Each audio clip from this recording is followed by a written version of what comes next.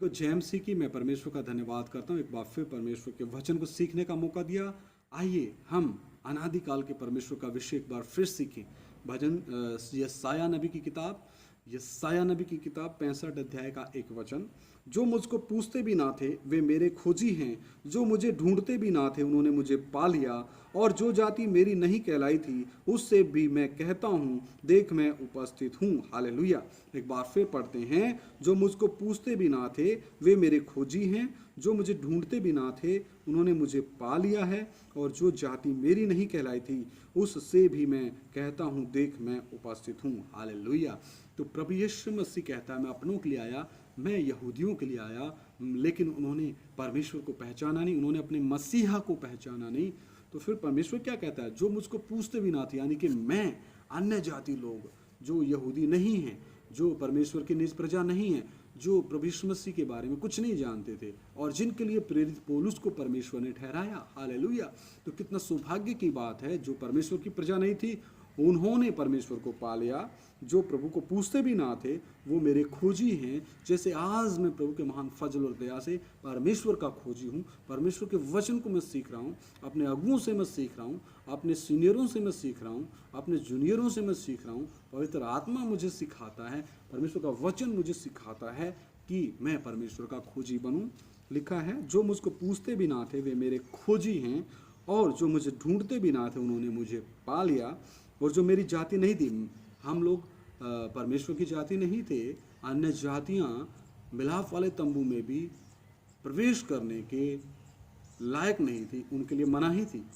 सिर्फ और सिर्फ यहूदी कौम ही मिलाप वाले तंबू में प्रवेश कर सकती थी। बलि के तौर पे जब वो पाप करते थे, बलि चढ़ाने के लिए वो आंगन में प्रवेश कर सकते थे। हालेलुया। पवित्र स्थान में याजक और परम पवित्र स्थान में साल में एक बार महायाजक का प्रवेश होता था। तो जो जाति मेरी नहीं कहलाई थी, यानी कि हम लोग अन्य जाति, उससे भी मैं कहता हूँ, देख मैं उपस्थित हूँ। तो इसलिए प्रभु यीशु मसीह ने कहा, जहाँ 2 या 2 से अधिक लोग मेरे नाम में उपस्थित हैं मैं वहाँ हाजिर हूँ। हालेलुया।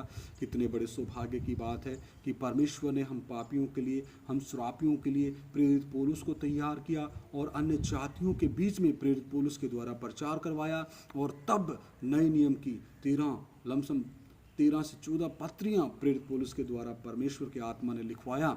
हालेलुया।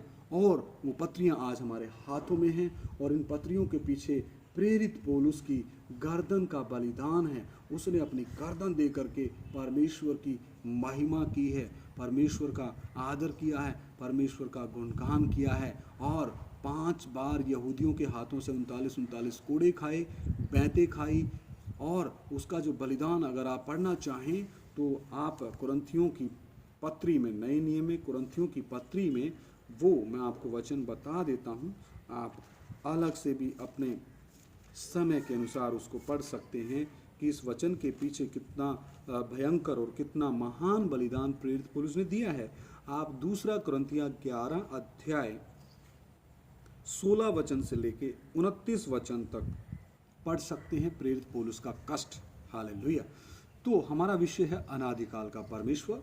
जो जाति मेरी नहीं थी, यानी कि अन्य जाति लोग, उनसे आज परमेश्वर की महिमा हो रही है, क्योंकि परमेश्वर किसी का पक्षपात नहीं करता। परमेश्वर सबको समान दृष्टि से मौका देता है। अंत के दिनों में परमेश्वर का वचन कहता है, अंत के दिनों में मैं अपनी आत्मा सबके ऊपर उंडेलूंगा। हालेलुया। ताकि परमेश्वर का जो इच्छा है, परमेश्वर की जो भली भावती इच्छा है, वो कौन सी भली भावती इच्छा है, वो भी हम 2 पत्रस की पत्री में पढ़ लेते हैं। फिर हम अपने विषय की ओर आगे बढ़ेंगे। 2 पत्रस 3 अध्याय, 2 पत्रस 3 अध्याय 9 वचन। प्रभु अपनी प्रतिज्ञा के विषय में देर नहीं करता, जैसी देर कुछ लोग समझते हैं, पर तुम्हारे विषय में धीरज धरता है। मानव जाति के विषय में धीरज धरता है। जितनों ने अभी तक प्रभु यीशु मसीह को अपना प्रभु और मुक्तिदाता करके ग्रहण नहीं किया, उनके विषय में परमेश्वर क्या धरता है? क्या धरता है? धीरज धरता है। कैसे? किस चीज के लिए धीरज धरता है? और नहीं चाहता कि कोई नष्ट हो, वरन यह है कि सबको मन फिराव का अवसर मिले।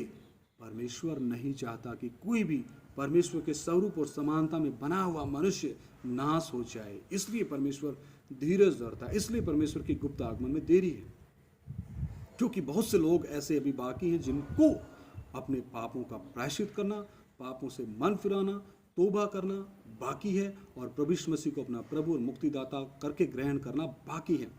तो परमेश्वर की मनसा क्या है, परमेश्वर की भली भांति इच्छा क्या है? एक बार फिर मैं पढ़ता हूँ, दूसरा पत्रस 3 अध्याय 9 वचन।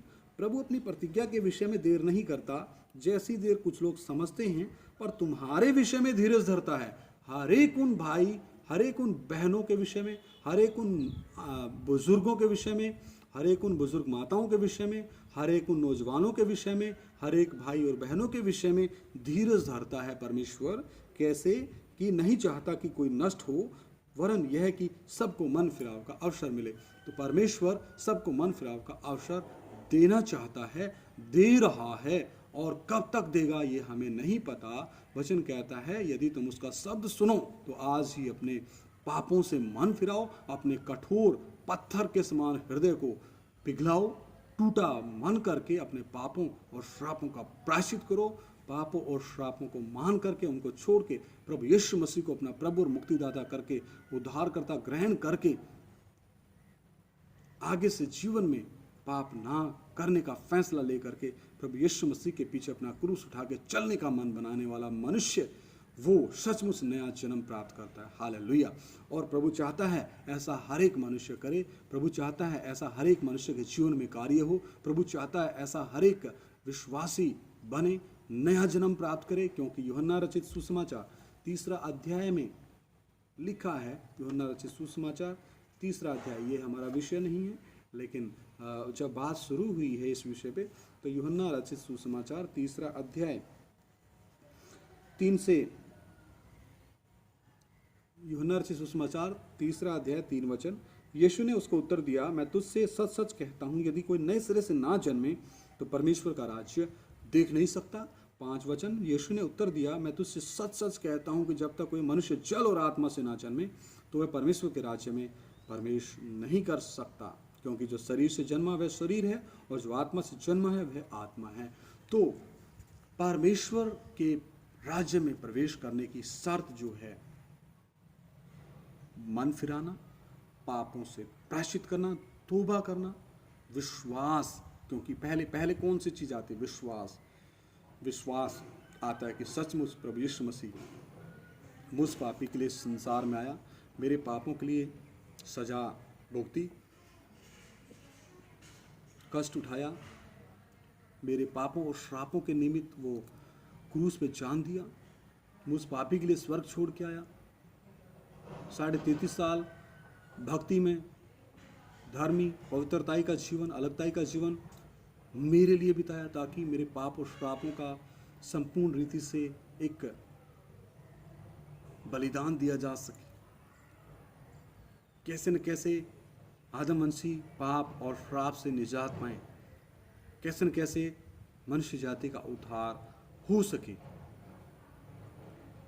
तो प्रभु का वचन स्पष्ट कहता है, हम अपने पुराने मनुष्यत्व के साथ परमेश्वर के राज्य में प्रवेश नहीं कर सकते। इसलिए हमारे अंदर एक नया जन्म होना बहुत जरूरी है, एक नया मनुष्यत्व का पैदा होना बहुत जरूरी है। और वो तब ही पैदा होता है जब हम सोचते हैं कि प्रभु यीशु मसीह मुझ पापी के लिए आया, मन फिराते हैं, रोते रोते अपने पाप और श्रापों का अंगीकार करते हैं, और प्रभु यीशु मसीह को अपना प्रभु और मुक्तिदाता करके ग्रहण करते हैं, आगे से पाप ना करने का फैसला करते हैं, और प्रभु यीशु मसीह के पीछे संपूर्ण मन के सारे मन प्राणात्मा के साथ चलते हैं, प्रतिदिन वचन प्रार्थना संगति में आगे बढ़ते हैं। हालेलुया। इस रीति से परमेश्वर का पवित्र आत्मा परमेश्वर के वचन के बीज को ला करके हमारे आत्मा में रखता है, और फिर एक नया जन्म होता है। वो नया जन्म का प्रमाण भी परमेश्वर के वचन में है। कैसे होता है? पहला पत्रस 1 अध्याय 23 वचन। क्योंकि तुमने नाशवान नहीं पर अविनाशी बीज से परमेश्वर के जीवते और सदा ठहरने वाले वचन के द्वारा नया जन्म पाया है। क्योंकि तुमने नाशवान नहीं पर अविनाशी बीज से। कौन से बीज से? अविनाशी बीज से, यानी कि ये परमेश्वर का वचन। परमेश्वर के जीवते और सदा ठहरने वाले वचन के द्वारा नया जन्म पाया है। पिछली भागों में, पिछली वीडियोस में हमने देखा वचन कौन है। यूहन्ना रचित सुसमाचार में हमने देखा आदि में वचन था, वचन परमेश्वर के साथ था और वचन ही परमेश्वर था, वचन ही परमेश्वर, और वो वचन देहधारी हो, उसका नाम रखा गया प्रभु यीशु मसीह, और वो परमेश्वर का दूसरा व्यक्तित्व है। और अभी तीसरे व्यक्तित्व के तौर पे परमेश्वर आप सबसे, मुझसे इस वचन के द्वारा आज बात कर रहा है, पवित्र आत्मा के द्वारा, तीसरे व्यक्तित्व के द्वारा आज बात कर रहा है। हालेलुया। तो वापस हम यशाया 65 का एक वचन के ऊपर मनन करते हैं। यशाया 65 अध्याय एक वचन, यशाया 65 का एक, जो मुझको पूछते भी ना थे, यानी कि अन्य जाति, मैं अपने आप को मानता हूँ वे मेरी खोजी हैं। आज मैं प्रभु की दया से प्रभु का खोजी हूँ, प्रभु के वचन प्रार्थना संगति में आगे बढ़ रहा हूँ। ये प्रभु के अनुग्रह फजल के द्वारा है। जो मुझे ढूंढते भी ना थे उन्होंने मुझे पा लिया, और जो जाति मेरी नहीं कहलाई थी उससे भी मैं कहता हूँ देख मैं उपस्थित हूँ। तो अनादिकाल का परमेश्वर कितना महान है, उसकी महानता का हम जितना वर्णन करें उतना ही कम है। हालेलुया।